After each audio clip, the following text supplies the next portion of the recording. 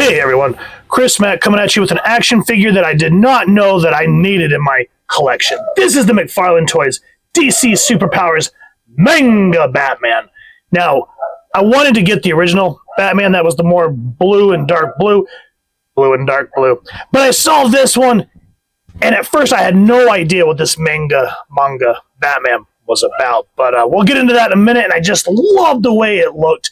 The packaging is awesome. I love the way that they just used the awesome lettering there. The old school look here, which we will talk about in a moment. McFarlane Toys, DC Superpowers. Come around to the back, and I'll make sure to get a close-up so you can see all the figures that are currently out from the wave, as well as the read-up they have on the manga Batman. Come around, and then, of course, it's a blister pack, so nothing on the sides and all that jazz.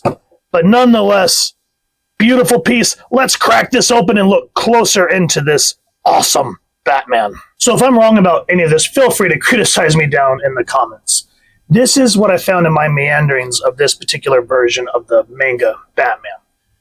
The 66 Batman TV series created a bat craze in Japan.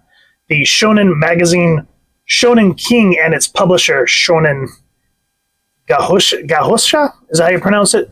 Licensed the rights to make their own Batman stories with consent from DC Comics. They serialized 53 chapters starring the Dark Knight, which were all written by Jiro Kuwata. These tales were known by few outside of Japan until Chip Kidd's 2008 book, Bat-Manga, The Secret History of Batman in Japan by Pantheon Books, introduced a whole new generation to Batman. There is a 7-inch collector edition version up for pre-order at the time of this recording, and it looks really nice. I also appreciate that McFarlane does give a blurb about where this Batman came from, so other fans can appreciate it as well. I never knew about this until I looked further into this particular figure. Definitely check it out. And if you all know where I can get my hands on some of these mangas, let me know. I'd love to go over some of them. Now, alas, a lot of the superpowers do not come with accessories, so let's just look at the beautiful detail of this particular figure. So just like the Adam West Batman, he does have the white to accent kind of the look and the eyes, but also around this time, Neil Adams and Danny O'Neill's Batman was starting to come to predominance. You can kind of see the inspiration of the outfit. I love the white accents around the whole uniform. I just think that is a very beautiful touch. Now, I almost got the new dark blue Batman that came out, but I saw this one, and just the color tone is what took me. This very muted gray and blue. I don't know. I just thought it was something to behold. The bat signal looks absolutely fantastic. The face looks great. I love that it kind of has that old V-shaped ears. I know that they are trying to do the superpowers in the vein of the original series, the original toys that came out, but I do wish that these were bendy wire. But I will say, I will take this over those big, floppy, obnoxious, fat capes any day. The utility belt looks great, and I do love that a lot of the angles, when you just kind of look at it and think about anime and mangas, how they just kind of have that sort of boxy, very striking line look to it. You can kind of see that in the belts, in the boots, and I just love that the color and the paint goes all around. And then I guess you could say the only accessory that he does come with was the old school way where they just put like that little plastic ring in there,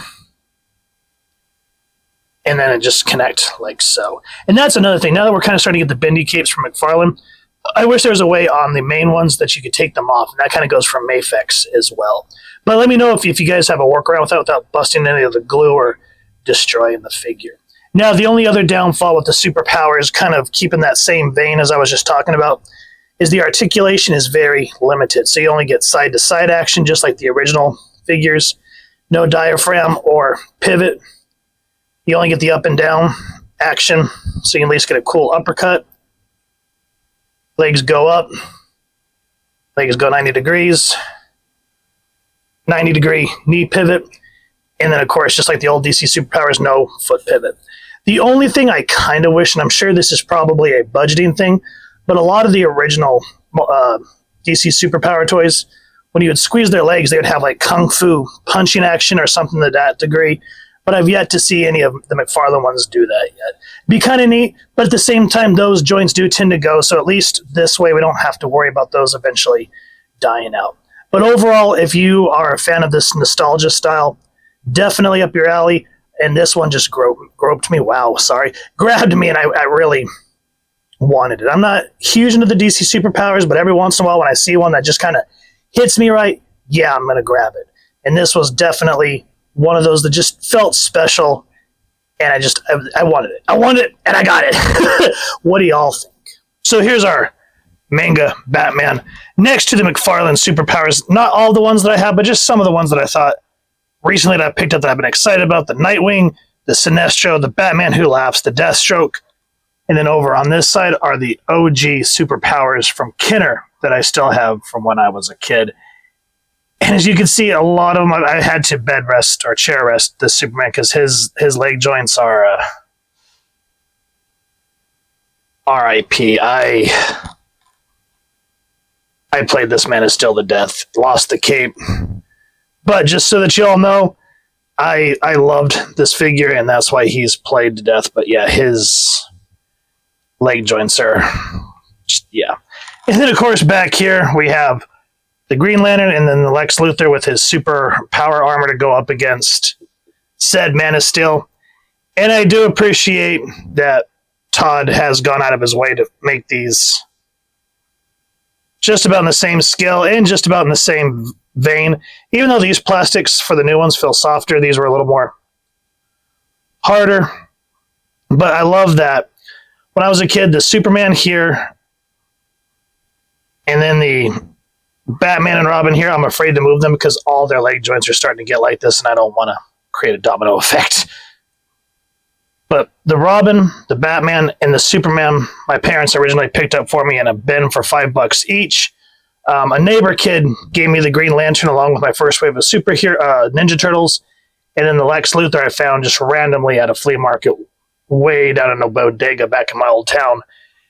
And so, that said, being older and now essentially having this Nightwing and then having the original Boy Wonder, in a sense for me, it feels like coming full circle because Dick is all a grown man here and he was just starting out as a lad here. And to have both versions here, I'm thankful for that. We're going to sit Robin down because I'm not even going to attempt it. But yeah, this manga Batman, like I said, I initially just got him because I love the design. I knew nothing about it, but I love how there was just this big craze with the Adam West, and hence why a lot of these figures look like they did from that era.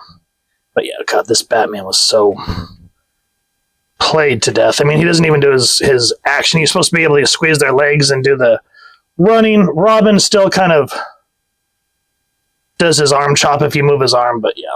All these had joints. That's one thing that's kind of missing from this new superpowered wave is these would always have some sort of spring action. And sadly, of course, the Man of Steel does not have any luck with that. At first, when these McFarlane superpower toys came out, I thought they were going to be dumb. But it is awoken something in me that I didn't realize that I missed. I mean, especially put them next to this Batmobile. I remember begging my parents that I wanted the Justice League, the Super Friends hideout in the Batmobile when I was a kid, but couldn't afford it. So being as an adult and being able to grab some of this stuff, at least capturing some of that more innocent time in your life, I get it. And I think that's why I like the superpowers from that regard, but still, I prefer the DC Multiverse line because they're more articulated and better for photography. But in terms of memory lane, yeah, definitely these. That's why the first one that I ever bought was the Batman Who Laughs, just because he had that very different. It was just a far cry from the innocence of the superpowers when they originally came out. But having all these, I'm happy. I'm glad to still have these, even though they are banged to crap. But just being able to capture that part of your childhood and sharing it with your kids. It is definitely a special time. I will admit that. And being able to have all these, we'll go over more. I like John Stewart and Kilowog and all that stuff. But these, I just wanted to kind of show why these mean the most to me. So yeah, definitely check out this manga, Batman. It has awoken a nostalgia in me that I didn't know that I had. This is one of those figures where I saw it and I was like, no, I'm not going to get that. But the more I looked at it, the more I was thinking, damn, the paint apps. And it looks so cool. It has that mixture of the old school Adam West Batman, the Neil Adams style Batman as well, and just Batman in general. The white accents and then just that very light gray wash just threw me through a loop. And it was just different than the regular kind of a classic blue Batman. It just had a very nice, nostalgic look to it. And I just love that it has like the white eye slats that Adam West had, but it looks more serious. I mean, you get him into an awesome pose like this and it just screams Batman. And that's why I grabbed this one. And I hate to say it, but I'm almost on the fence on pre-ordering the 7-inch edition. I don't know. What do you guys think? If you've enjoyed what you've seen for the DC Superpowers version, please first and foremost support your local comic shop or wherever it is like to get your action figures and comics and pick this bad boy up. If you've enjoyed this review, really would appreciate if you take a moment to hit like, share, and subscribe. Helps the channel more than you can possibly know. And if you don't mind hitting that little fancy Bat Craze bell, next subscribe. That way I can upload content, you guys get notified. Come to the channel, and I love talking with y'all and hearing your thoughts and feedback down in the comments below or the socials, which I'll make sure to leave the links down in the description. So with all that said, hope y'all continue to have an absolutely amazing day reading, photo slideshow coming up next, and happy hunting, everyone.